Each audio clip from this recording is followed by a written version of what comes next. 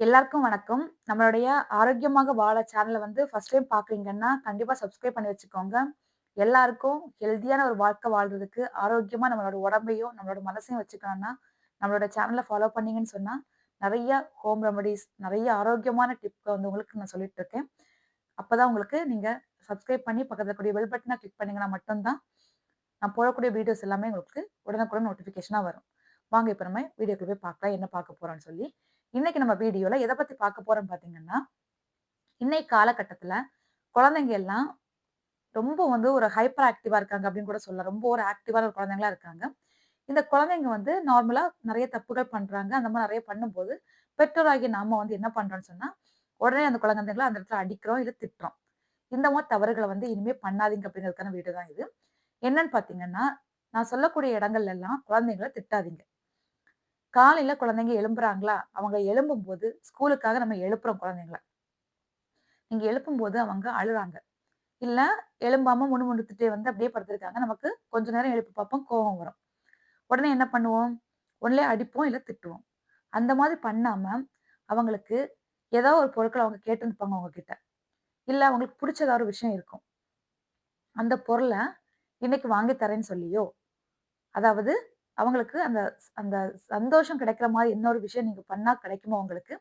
அந்த மாரி ஒரு விஷயத்த சொன்னீங்கன்னா, டப்புன்னு எழும்பிப்பாங்க. இத ட்ரை பண்ணி பாருங்க கண்டிப்பா. திட்டாம அவங்கள பெட்லேருந்து எழுப்புங்க. அவங்களுக்கு அந்த நாள் ஃபுல்லா ரொம்ப ஹேப்பியா ஃபீல் பண்ணுவாங்க. அடுத்து ஸ்கூலுக்கு போகும்போது சாப்பாடு குடுக்குறோம் நம்ம. சாப்பிட்டுட்டு கிளம்புறாங்க. அந்த குழந்தைங்க சாப்பாட வேண்டான்னு சொல்லுவாங்க சில சாப்பாட. காலையில உணவு, பிரேக்ஃபாஸ்ட் எந்த அளவுக்கு உடம்புக்கு முக்கியம் அப்படிங்கிறத குழந்தைங்களுக்கு புரிய வைங்க.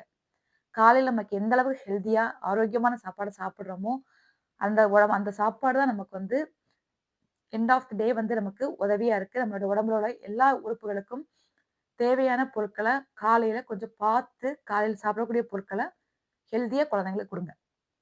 அப்படியே குழந்தைங்கள பழக்குங்க. ஸ்கூல் படிக்கும்போதே குழந்தைங்கள பழக்குங்க. அந்த குழந்தைங்கள அப்படியே அவங்களுடைய குழந்தைகள் வரும்போது எல்லாருக்குமே இந்த பழக்கத்த கொண்டு வருவாங்க.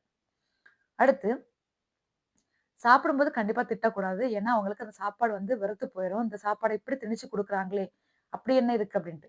ஆனா, அந்த குழந்தைங்களுக்கு அந்த சாப்பாட்ல சில ஃப்ரூட்ஸ் சாப்பிட மாட்டேங்கிறாங்களா? சில காய் சாப்பிட மாட்டேங்கிறாங்களா?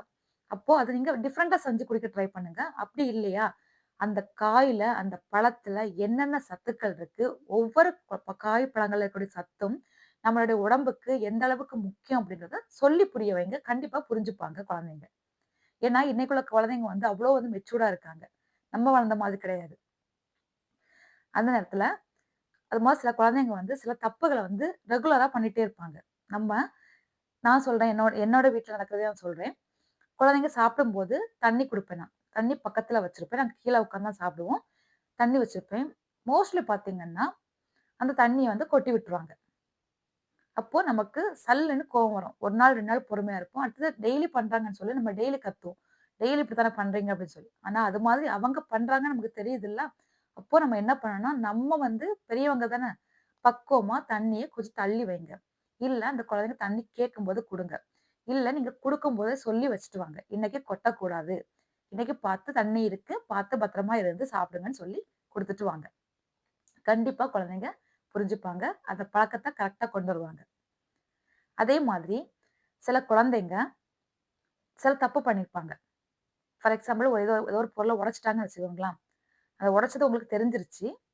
அவங்களுக்கு இத நம்ம அம்மாகிட்ட சொன்னா திட்டுவாங்களோ, அம்மாவுக்கு தெரிஞ்சா திட்டுவாங்களோ, இல்ல அப்பாவுக்கு தெரிஞ்சா திட்டுவாங்களோன்னு சொல்லி அவங்களுக்குள்ள ஒரு பயம் வந்துரும்.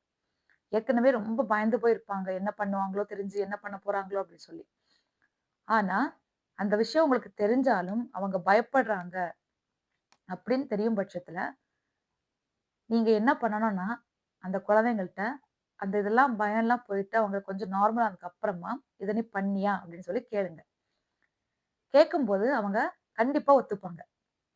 ஏன்னா, நீங்க எடுத்த உடனே நீங்க திட்டி, அடிச்சு உடைச்சுட்டியா அப்படின்னு சொல்லி அடிக்கிறத விட, அதுக்கப்புறமா நீங்க பொறுமையா கேட்கும்போது சும்மா ஸ்மைலிங் ஃபேஸோட கேளுங்க.